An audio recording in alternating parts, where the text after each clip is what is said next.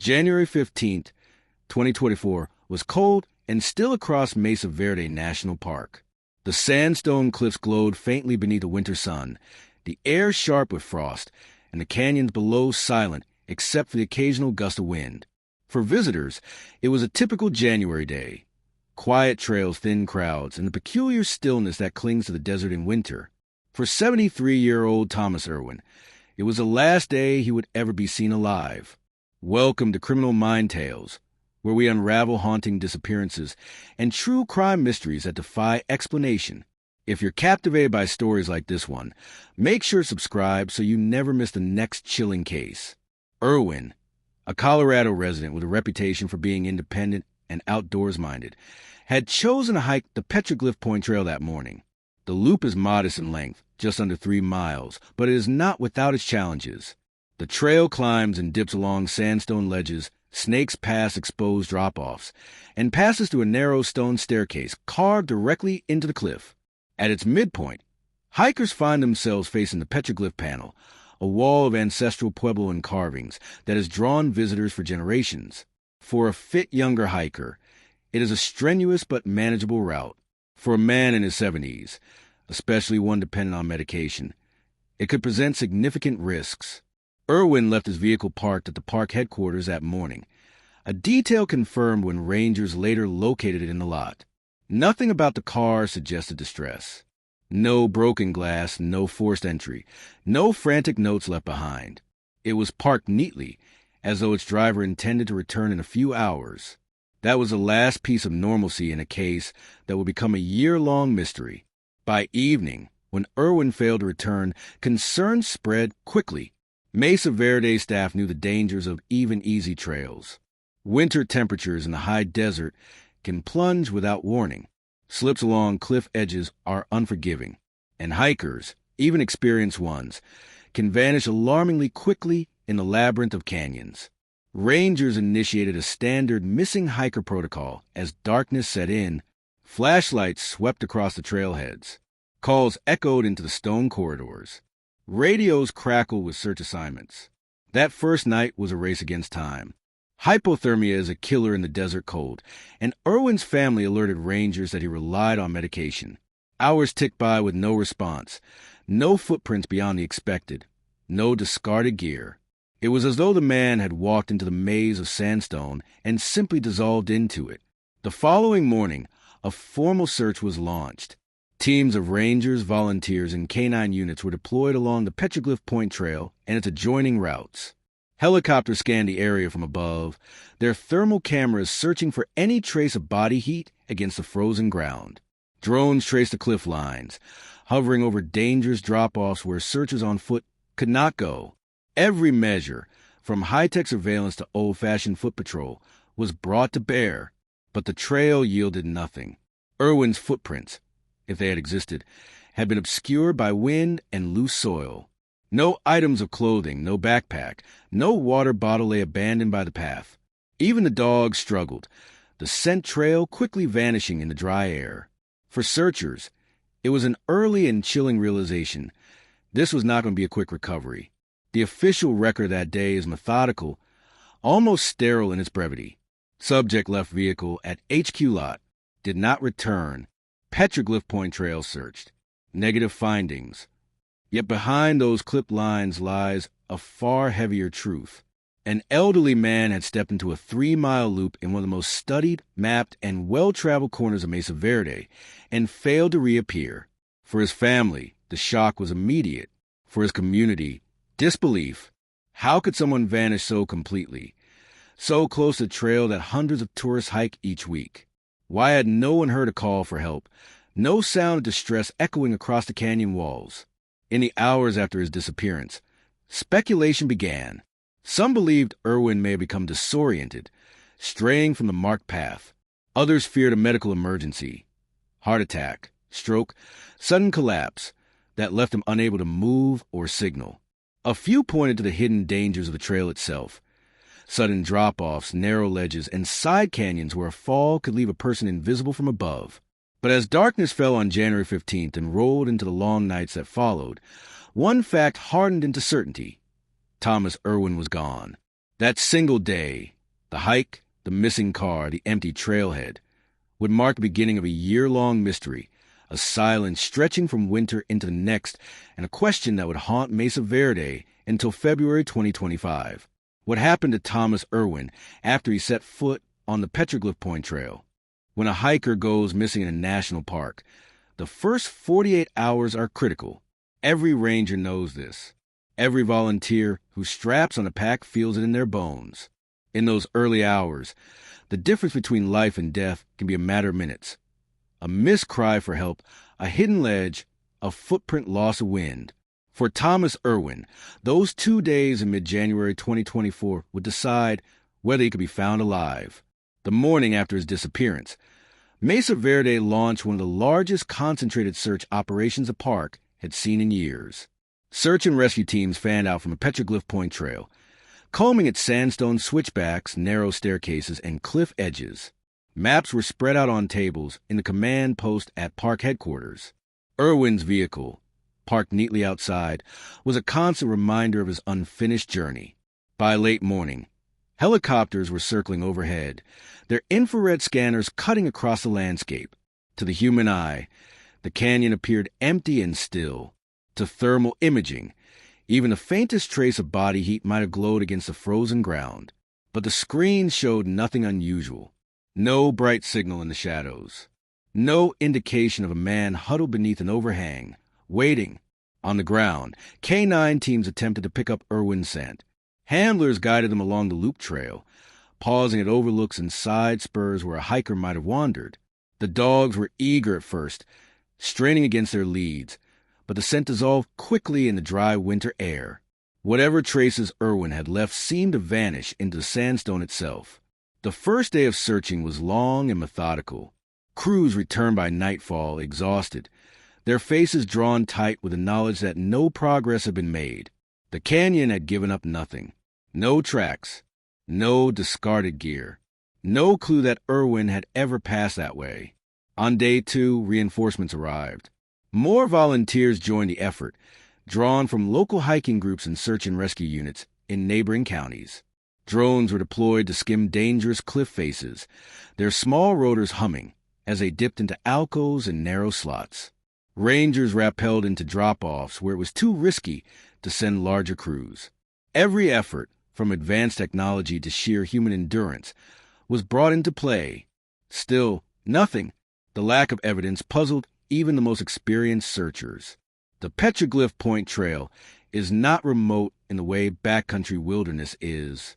It is one of the more accessible routes in the park, a loop that begins and ends at the popular Chapin Mesa area, close to roads and visitor facilities. It was unthinkable that a man could disappear so completely, so quickly, without leaving a single trace behind. Meanwhile, Irwin's family waited anxiously at the search base. They answered questions about his health. Yes, he relied on medication. Yes, he was still active for his age. No, he had never spoken of wandering off or leaving without telling anyone. They clung to the hope that perhaps he had found shelter somewhere along the cliffs, that the searchers would stumble across him weak but alive. But by the end of that second day, with temperatures dropping again and no sign of the missing man, optimism began to fade. Rangers knew the dangers of cold nights at Mesa Verde. Even without snow, the desert could sap heat quickly. Add to that Irwin's age, the likelihood of disorientation and the absence of his medication, and the picture grew grim. As word spread, news outlets picked up the story. Elderly man missing in Mesa Verde. The headlines read.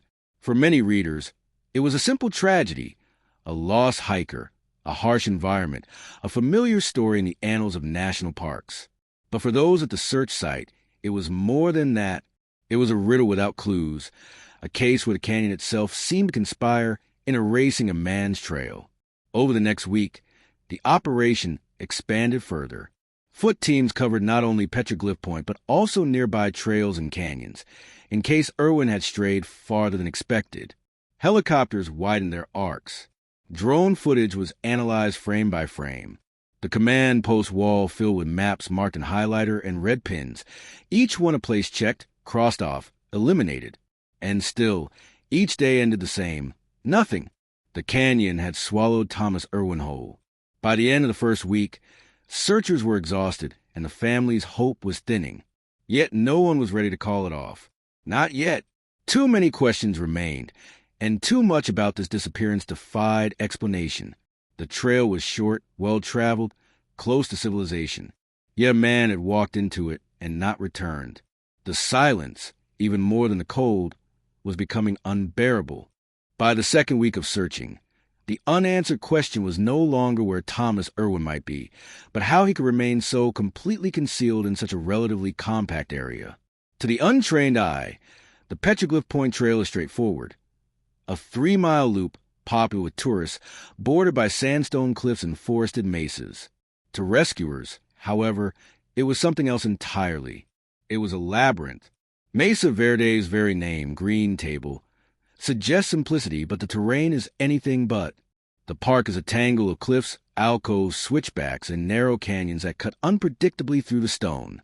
What appears on a map as a flat mesa is, in reality, a fractured landscape riddled with hidden folds. A hiker who steps off-trail by only a few yards can vanish from sight entirely.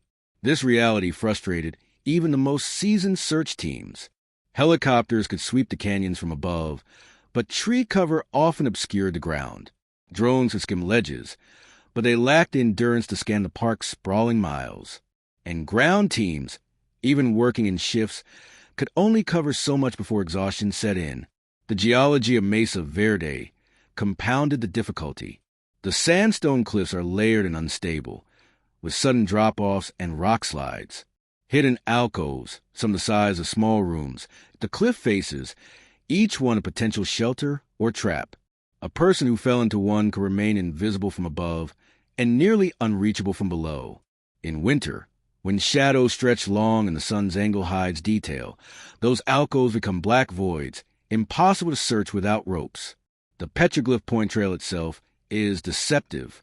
Though it measures only 2.4 miles, it threads along exposed ledges, squeezes through narrow stone passages, and skirts the edge of steep drops. To visitors in good health, it offers stunning views. To an elderly man without medication, it poses a series of hazards: disorientation, dizziness, fatigue, and slips. Rangers explain these risks in careful detail during press briefings. They reminded the public that even experienced hikers could become lost. More than one searcher admitted privately that they had walked the same stretch of trail multiple times and still discovered side routes and ledges they had missed before. The canyon, they said, was patient. It could hide what it wished. Then there was the vegetation. Pinyon pine, juniper, and gamble oak crowded the trail edges, thick enough in places to obscure a body from just a few feet away. Snow, wind, and erosion further erased signs of passage. Tracks could vanish in hours. A fallen hiker could be buried by shifting debris, hidden until some accident or a dog's nose revealed the truth. To Irwin's family, these explanations were both a comfort and a torment. They understood how the canyon could consume a person, how the searchers face impossible odds. But they also struggled with the idea that their father could be so close, perhaps within shouting distance of the trail, and still remain unseen. As the days stretched into weeks, the command post became a place of equal parts hope and futility. Maps grew crowded with colored markers, each representing areas checked and rechecked. Volunteers compared notes on difficult ravines, on cliff ledges too dangerous to traverse. Helicopter crews returned with hours of video footage that showed only endless ridges of stone and forest. Every day, the question grew sharper. How can someone vanish so thoroughly, so close to where they began? For Thomas Irwin, the canyon's labyrinth held the answer, and for those searching, it offered only silence. For Irwin's family, the days after his disappearance were measured not in hours, but in agonizing silences. Each evening, when search teams returned to headquarters with empty hands, the silence deepened. Each press briefing where rangers repeated the same phrase, "No new developments," cut another thread of hope. And Irwin, his daughter, sat through most of those briefings. Friends describe her as calm in public, controlled even, but restless at night. She lingered in the command post long after others had gone home, scanning the maps and search grids as though staring at them long enough might reveal her father's location. She asked questions about terrain, about the reach of the canine units, about whether drones could penetrate farther into the alcoves. Rangers answered as gently as they could, reminding her that every resource was being deployed. But the truth was more brutal. The canyon was simply bigger, harsher, and more deceptive in the tools they had to fight it. News outlets seized on the story. Local stations ran nightly segments showing searchers scaling cliffs and helicopters hovering over ridges. National media followed suit, weaving Thomas Irwin's name into the growing list of people who had gone missing in America's national parks. Headlines framed the disappearance as a tragic but familiar mystery. Elderly hiker vanishes in Mesa Verde. For a brief time, the story carried the weight of national sympathy. Comment sections filled with prayers, condolences, and theories. Some blamed the park for not monitoring hikers more closely. Others argued that Irwin should never have attempted the trail alone. A smaller, harsher contingent suggested he had wandered off intentionally, unwilling to be found. For his family, those words were salt on an open wound. At the community level, the response was immediate and compassionate. Volunteers from Cortez, Durango, and smaller towns across the Four Corners region joined the search. Local churches organized prayer circles. Neighbors delivered food to Irwin's family as they waited near the park. Flyers with his photograph appeared on bulletin boards and storefronts, each bearing the same plea. Missing. Last seen January 15th, 2024. Please help. But even in the warmth of community support, despair crept in. Each passing week, without discovery, made it harder to sustain hope. Family members replayed every decision, every word from Thomas in the days before he vanished. Had he shown signs of confusion? Had he been more tired than usual? Had they missed something? Guilt gnawed at them in ways the public never saw. For the Rangers, the challenge was balancing empathy with realism. They understood the family's desperation, yet they also knew the statistics. Survival past the first week was unlikely, especially for an elderly man without medication in harsh winter conditions. The public face of the search was hopeful. The private conversations were not. By February, as the snow deepened and trails iced over, the operation began to scale back. Not officially. No one wanted to say the word suspended or terminated. But practically, fewer volunteers arrived each morning. Helicopter sorties became less frequent. The command post, once bustling, grew quieter. Rangers shifted to limited continuous search mode, checking high-probability areas periodically, but no longer sweeping the entire terrain daily. For the family, this phase was unbearable. The active search, the noise of helicopters, the barking of dogs, the lines of volunteers, had at least given an impression of progress. Without it, there was only stillness, and stillness meant imagining their father's final hours again and again. The media, too, moved on. The headlines shrank from nightly updates to occasional mentions. New tragedies claimed attention: floods, wildfires, political crises. Thomas Irwin's name became another entry in a long line of unresolved disappearances. And so the Irwin family waited. They kept vigil through the winter, through the spring thaw, through the first summer without him. Their calls to the Park Service became less frequent, not for lack of care, but because they no longer knew what to ask. They had heard every version of the same answer: "We don't know. We haven't found him. We're still looking." Waiting became its own form of torment. By autumn, some relatives quietly began to accept the unspoken, that Thomas Irwin was gone and that the canyon would never give him back. Others refused, insisting he was still out there, waiting to be found. This divide, hope against resignation, gnawed at family gatherings, coloring every conversation, every silence. The canyon, indifferent to all of it, remained unchanged. Its cliffs stood tall, its alcoves deep, its trails walked daily by visitors unaware of the man who had entered them and never returned. For the Irwins, the waiting was both unbearable and unavoidable, until proof appeared one way or another. They were suspended in a state of grief without resolution, a limbo more painful than certainty. By March of 2024, nearly 2 months after Thomas Irwin vanished, the search had become a study in frustration. Each new lead, however small, was pursued with urgency, only to collapse into nothing. The first major clue seemed promising: A hiker reported hearing faint calls near the Spruce Canyon overlook, less than a mile from the Petroglyph Point Trail. Search teams fanned out, shouting Irwin's name into the void, but the echoes mocked him. No footprints, no discarded gear, no trace. The sound could have been the canyon itself, carrying voices from elsewhere. Another lead emerged when a pair of tourists showed rangers a blurry photograph they'd taken the day Irwin disappeared. In the corner, behind a juniper, was a figure in a dark jacket. For a moment, the photo ignited hope. The resemblance was real enough to spark analysis by experts. But the angles betrayed them. The man in the picture was younger, taller, and had walked a different trail entirely. Dogs, too, provided flashes of possibility. Canines trained to detect human scent caught brief whiffs near a dry wash south of the trail. Handlers marked the site, confident they were close. Teams scoured the area for days. They found bones, but they belonged to mule deer, not a man. As weeks stretched into months, the leads grew thinner. Rumors trickled in, some well-meaning, others cruel. A park visitor claimed Irwin had been spotted in nearby Durango, walking disoriented along the roadside. Police investigated, only to discover the man was a local with no connection. Another caller insisted Irwin had staged his disappearance, pointing to his financial records. But investigators confirmed there had been no unusual withdrawals, no hidden accounts, no secret plans. With each disappointment, the air in the command post grew heavier. Rangers who had once spoken in confident tones began lowering their voices, as though afraid of betraying the bleakness of their own thoughts.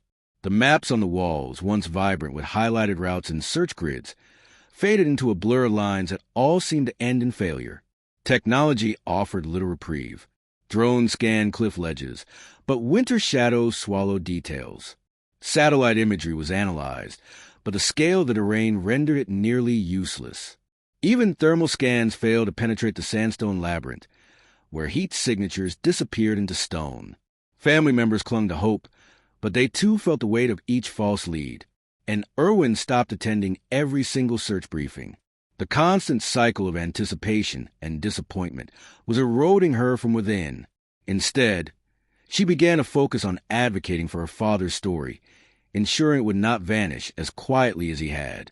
She spoke to journalists, gave interviews, and urged authorities not to let the case fade. Still, the case did fade, not through malice, but through attrition. By late spring, the Park Service was forced to reallocate resources. Other emergencies demanded attention. Missing children, injured climbers, wildfires flaring in nearby forests. Thomas Irwin's search shifted to background, designated as ongoing but limited. For investigators, the silence of the canyon was the hardest obstacle. Normally, searches leave breadcrumbs, a dropped water bottle, a torn piece of clothing, even disturbed vegetation. But Irwin had left nothing. It was as though the earth had closed behind him. That absence became its own kind of evidence, proof, if nothing else, of how unforgiving Mesa Verde could be. And yet, the absence also birthed suspicion. In hushed conversations, some rangers wondered if foul play had played a role. Had someone crossed paths with Irwin on that trail? Had he trusted the wrong stranger? There was no evidence to support it, but the very lack of evidence left the door open. Families, after all, do not live comfortably with the idea of a loved one simply vanishing. By the time summer arrived, the trail was no longer fresh. Snowmelt had washed away prints, wind had scattered debris, and vegetation had reclaimed disturbed ground. What remained was an unresolved puzzle. A man, a trail, a parked car, and then nothing. Dead ends everywhere. For the Irwins, each day without answers stretched the wound deeper. What had begun as a community-wide mission was now a quiet vigil, held mostly in the privacy of their own hearts. Hope had not died, but it had grown brittle, fragile, prone to snapping under the weight of false promises. The case was not closed, but it had gone cold. And in that cold silence, the canyon kept its secret for more than a year. By late summer of 2024, the Irwin case had slipped beneath the tide of public attention. The early surge of headlines, the frantic daily updates, the images of rangers combing the cliffs, all of it faded. National media no longer called. Even local outlets in Cortez and Durango ran only occasional mentions, usually when pressed by the family. For most Americans, Thomas Irwin became a passing curiosity, another name in the growing ledger of unsolved disappearances inside U.S. national parks. His photo, once circulated with urgency, was quietly archived. The public's appetite had shifted to newer stories. Wildfires in California, political battles in Washington, another hiker vanishing in Zion. But for the Irwin family, the silence was a weight that never lifted.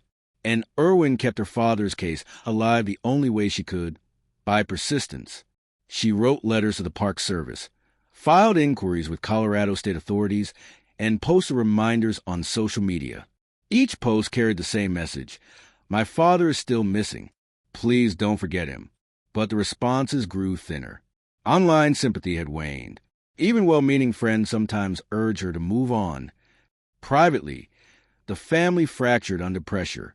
Some believed Thomas had likely perished within days of his disappearance. Others clung to more hopeful theories, that he had wandered farther than expected, perhaps finding temporary shelter. The lack of remains kept these theories alive, even if logic suggested otherwise. Holidays were especially brutal. At Thanksgiving, his absence sat at the table like an uninvited guest. At Christmas, his unopened stocking was tucked quietly back into storage. Meanwhile, the canyon showed no sign of yielding its secret. Tourists hiked the Petroglyph Point Trail daily, snapping photos of ancient carvings etched into stone by the ancestral Puebloans centuries before.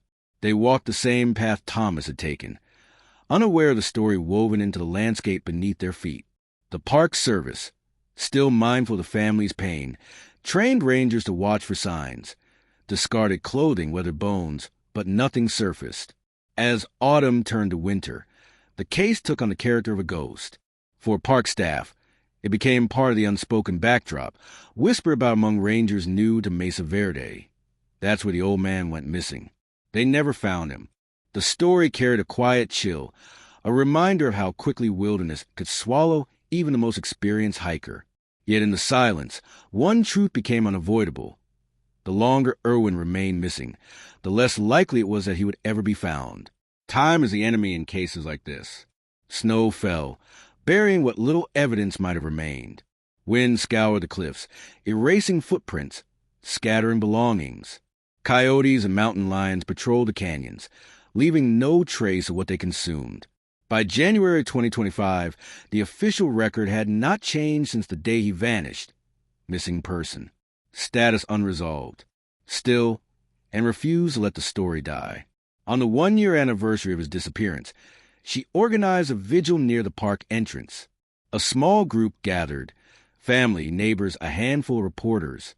They lit candles against the bitter cold and read aloud passages from Thomas's journals, which he had kept for decades. The words were simple meditations on hiking, nature, and gratitude. One entry struck a painful chord. "When I walk these trails, I feel part of something eternal. If I should ever leave this world out here, let it be known that I died in the place I love most." The family wept at those words. For some, they offered comfort. For others, they reopened the wound. By then, no one expected a breakthrough. To those who had watched the case closely, the silence of 2024 seemed final, as though the canyon had chosen not to reveal its secret. Even the Irwins themselves began to brace for the possibility that Thomas's fate will remain unknown forever. And yet, beneath that silence, an answer still waited.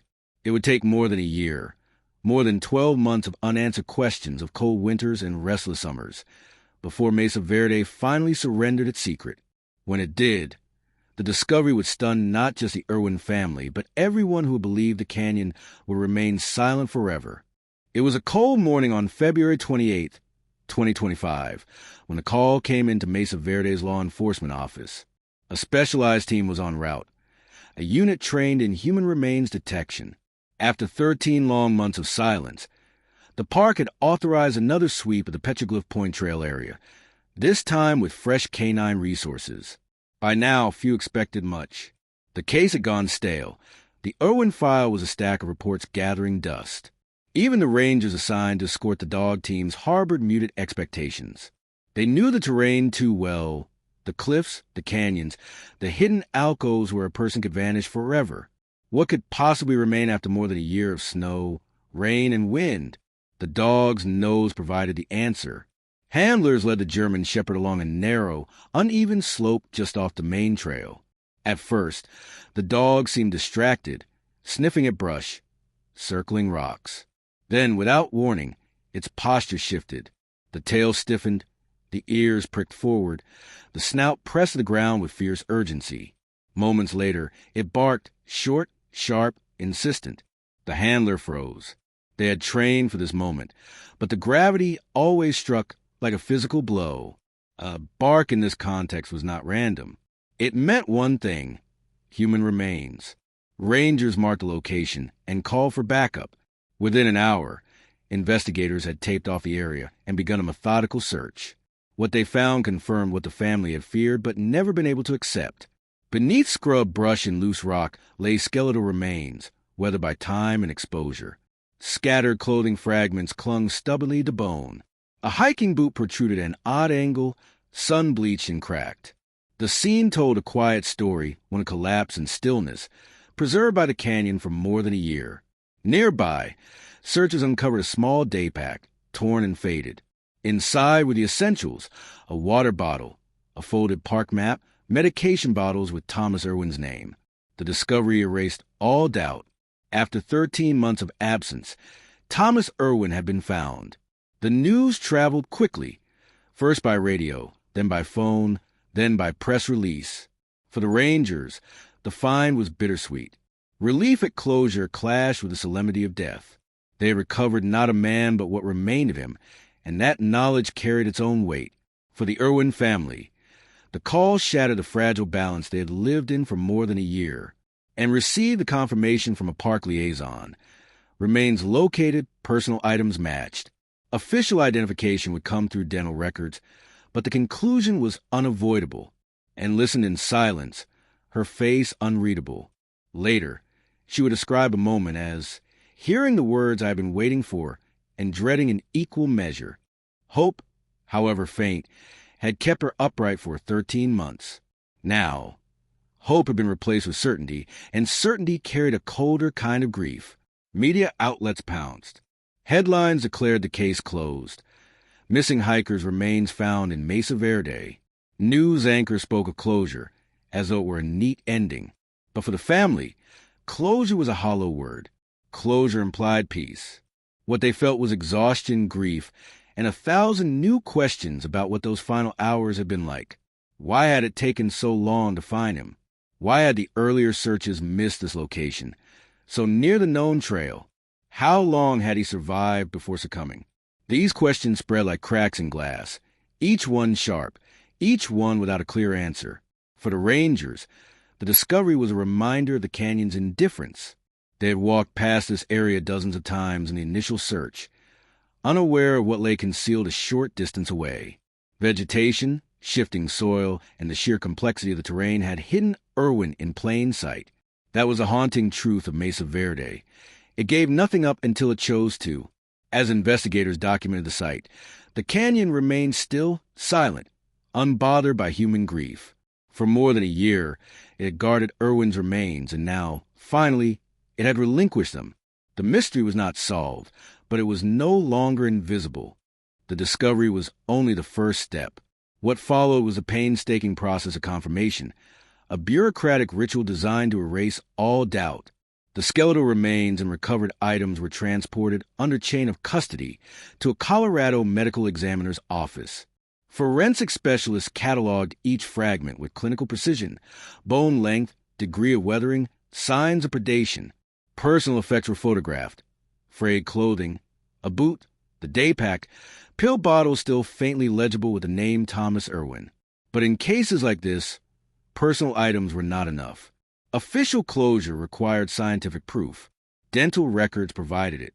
Irwin's longtime dentist had maintained files that, when compared to remains, left no ambiguity. Within days, the official report declared what the family had already understood in their hearts. The remains belonged to Thomas Irwin, 73 years old, missing since January 15, 2024.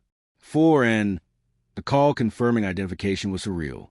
She had already grieved her father 100 times over in the past year, yet hearing the words positively identified brought a finality that none of those earlier griefs had carried. The body she had begged for, prayed for, had been found. But closure did not feel like healing.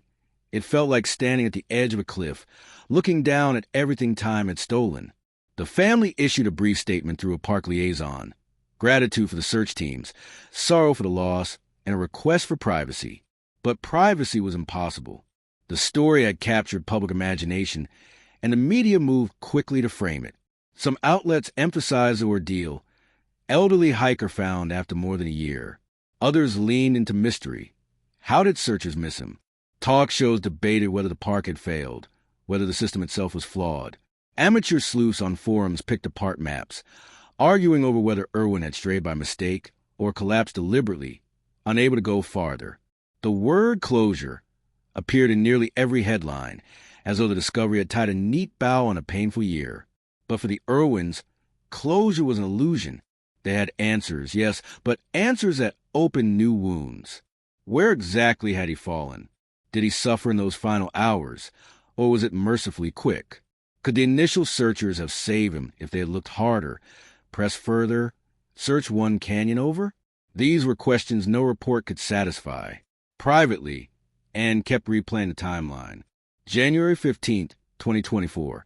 Her father's car found parked at the visitor center. Helicopters, dogs, volunteers, days of searching. All of it circling the very area where he had lain. How could so much effort come so close and still fail? The thought tormented her, that he had been there all along, waiting, perhaps even alive in those first desperate days. For the public, the case became one more cautionary tale about the wilderness. Commentators spoke of preparation, age, the dangers of solo hiking. Park Service officials reiterated the importance of carrying gear, leaving itineraries, respecting one's limits. But beneath those practical lessons lingered a darker truth. Even the most visible trails can swallow someone whole. In Cortez and Durango, where neighbors had once pinned flyers to lampposts, the confirmation landed with mixed emotions. Relief that the story had an ending. Sadness that the ending was what everyone had feared. For some, it carried a different edge, a reminder of just how thin the line was between a safe hike and a fatal misstep. At Mesa Verde itself, rangers returned to work under a shadow. Tourists still filed past petroglyphs, still marveled at the cliff dwellings of the ancestral Puebloans. But for those who knew the terrain, the knowledge lingered. For over a year, a man had lain hidden just beyond the trail, invisible to the thousands who passed by. The canyon had given him back, but on its own schedule. And while his name had finally been returned to the record, the mystery of his last steps remained buried in silence. With Thomas Irwin's identity confirmed, Mesa Verde National Park found itself at a crossroads. For over a year, the disappearance had been a haunting reminder of how even the most well-mapped trails could turn perilous. Now, with his remains recovered, the park had to reckon with what the case revealed, and what it didn't. Internally, staff conducted a review. Search grids, maps, timelines. Every decision made in the first days of 2024 was dissected. Could they have done more? Should searchers have lingered longer in that slope near Petroglyph Point, where Irwin had finally been found? Rangers defended their efforts. They had deployed dogs, helicopters, drones. They had worked in snow, ice, and bitter cold. And yet, despite it all, they had missed him. The uncomfortable truth was that wilderness has blind spots no amount of planning can erase. The Park Service issued a public statement of sympathy and reaffirmed its commitment to safety. But beneath the official language, rangers quietly admitted a painful reality. There would be another Thomas Irwin. Someone else would walk into a canyon and never come back. It was not a question of if, but when. For the Irwin family, the aftermath was not bureaucratic, but deeply personal. The funeral, held in March of 2025, was small, intimate, and raw. Friends remembered Thomas as a man who had always found peace in nature. Photographs lined the church walls, him smiling at trailheads, his hands pressed to sandstone walls, his face lit by campfires. But grief hung over every word. Closure had come, but not relief, and spoke only briefly at the service. Her voice, when it broke, echoed the private torment she had carried for months. "We searched for him everywhere," she said. "He was there all along. I just wish we could have found him sooner." The service ended with a candlelit vigil outside, a symbolic echo of the one held on the 1-year anniversary of his disappearance. This time, though, the vigil marked an ending.